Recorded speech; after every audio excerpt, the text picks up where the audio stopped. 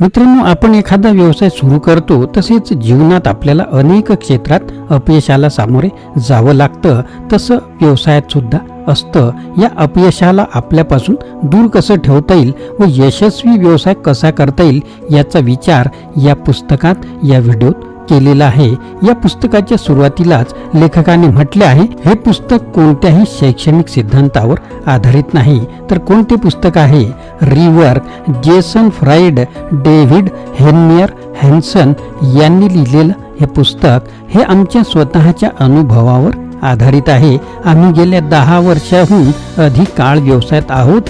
या प्रवासात आम्ही दोनदा आर्थिक मंदी, उद्योग मंदी, आर्थिक फुगवटा, व्यवसाय करण्याच्या वेगळ्या पद्धतीच्या आलेल्या फॅशन आणि तेजी मंदीची येणारी जाणारी भाकिते हे सगळं पाहिलं आहे आणि तरीही या सगळ्या कामात आम्ही नफ्यात होतो. मित्रांनो, ही गोष्ट आपल्याला ऐकण्यापूर्वी आपण जर चॅनलवर नवीन असाल तर चॅनलला सबस्क्राईब करायला विसरू नका.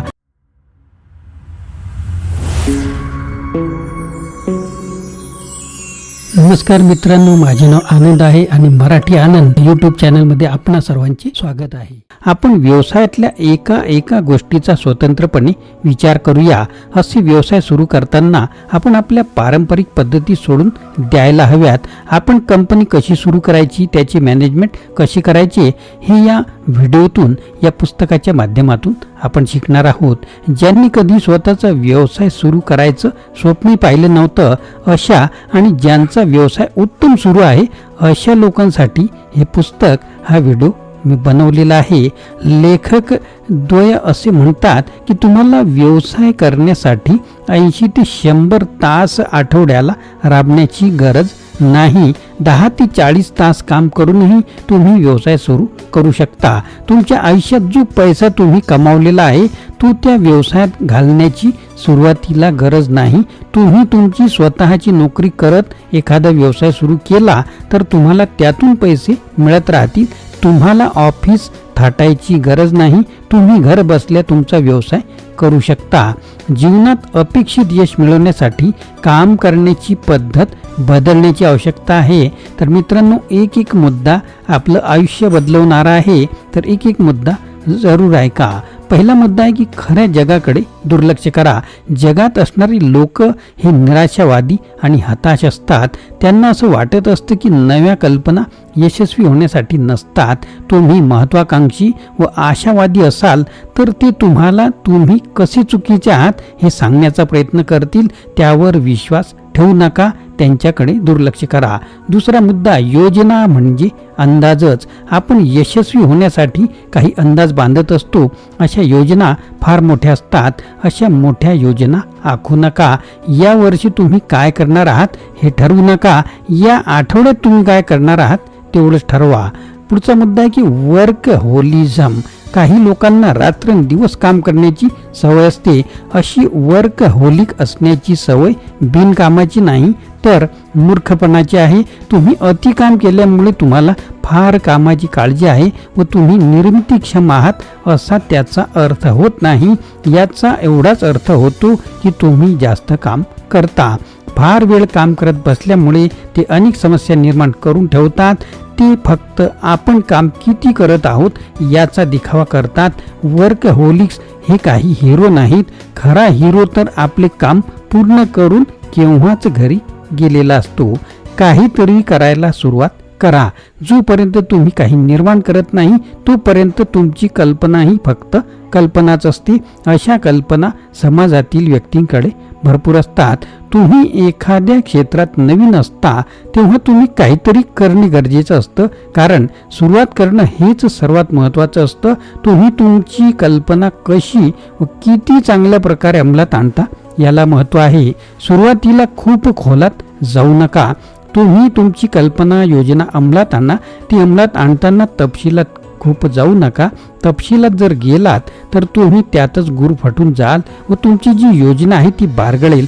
तपशिलामुळे त्या योजनेचा अनेक तिला फाटे फुटू शकतील. म्हणून थोड्या वेळासाठी तपशिलांकडे दुर्लक्ष करा. पायाभूत गोष्टी आधी होता वेगळ्या करा व त्यानंतर तपशिलाचा विचार करा. निर्णय घेणे म्हणजे प्रगती करणे आहे. आपण निर्णय घेण्याला विलंब करतो, निर्णय लांबणीवर टाकतो, त्यामुळे निर्णय साठून राहतात. परिणामी कामांचा ढीग वाढत जातो, त्याकडे आपले दुर्लक्ष होते. त्यामुळे आपण निर्णय घाईत घेतो, परिणामी ते काम तसेच रेंगाळत राहते. मोठमोठ्या प्रकल्पांचे निर्णय ताबडतोब घेणे गरजेचे असते. निर्णय घेण्यात जर वेळ लागला तर ते प्रकल्प पूर्ण व्हायला खूपच वेळ लागतो. म्हणून वेळेत निर्णय घ्या व प्रगती करा. तुमचे बाय प्रोडक्ट्स विका.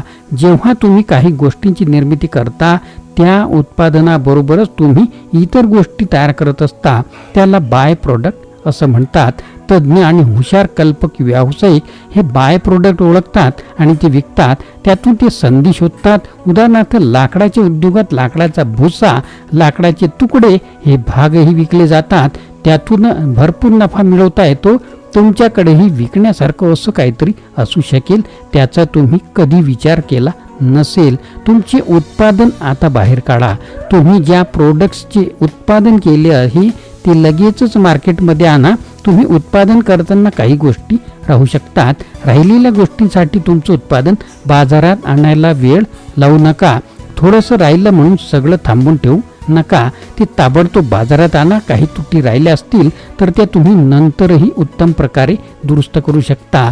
या बाबतीत लेखक जेसन फ्राईड व डेव्हिड हॅन्सन हे लेखक म्हणतात, उत्पादन बाजारात पाठवण्यासाठी ज्या गोष्टींची गरज नाही त्या बाजूला ठेवा. आता गरजेचा विचार करा. डामडौल राखण्याबद्दल नंतर काळजी करा. तुम्ही खरंच त्याबद्दल विचार करत असाल तर अशा खूपशा गोष्टी पहिल्या दिवशी करायची गरज नसते. हिरो बनण्याचा प्रयत्न करू नका. तुम्ही आधीच एखाद्या गोष्टीवर निष्फळ वेळ वाया घालवला असेल तर ती गोष्ट सोडून देणं केव्हाही चांगलं. तुम्ही घालवलेला वेळ परत कधीही मिळणार नाही, पण त्यावर आणखीन वेळ घालवणे हे सगळ्यात वाईट आहे. अनेकदा हिरो बनण्याऐवजी खेळ सोडून देणं चांगलं असतं. लांबलचक यादीतील कामं पूर्ण होत नाहीत. कामाची खूप लांबलचक यादी करू नका. जर त्या यादीतील कामे झाली नाहीत तर तुमच्या मनात अपराधीपणाची भावना वाढते. त्यामुळे तुमच्यावरचा कामाचा ताणही वाढतो. 100 कामांची एक यादी करण्यापेक्षा 10 कामांचा 10 याद्या करून घ्या. त्यामुळे तुम्ही भांबावून जाणार नाही. लहानसा निर्णय घ्या. जेव्हा तुम्ही लहान निर्णय घेता तेव्हा तुम्ही मोठ्या चुका करण्याची शक्यता नगण्य असते. काही चुकले तरी त्याचे दुष्परिणाम फार काही मोठे होणार नाहीत. मोठ्या गोष्टी साध्य करण्यासाठी एकावेळी एक लहान निर्णय घेणे, एकच मोठा निर्णय घेणे हा दडपवून टाकणारा अनुभव असतो. त्यापेक्षा मी समोर एका यार्डावर असलेल्या बर्फाच्या तुकड्यापर्यंत जाण्याचा निर्णय घेतो. बेन सँडर्स. उत्तर ध्रुवावर एकटा गेलेला व्यक्तीचं त्याचं हे वाक्य फार महत्त्वाचं आहे. नाही म्हणा. लेखक म्हणतात तुमच्याकडे अगोदरच इतकी कामे असतात व अजून एखाद्या कामाला आपण हो म्हणतो, म्हणजेच आपल्या कामांचा ढीग वाढवतो. त्यामुळे प्राधान्यक्रमाने तुम्हाला कोणते काम करायचे आहे याबाबत आपला गोंधळ उडत असतो. त्यामुळे तुम्ही एखाद्या कामाला नाही म्हणायची सवय लावून घ्या. इतकं सोय लावून घ्या की तुम्ही तुमच्या स्वतःच्या कल्पनांनाही नाही म्हणायला सवय लावा.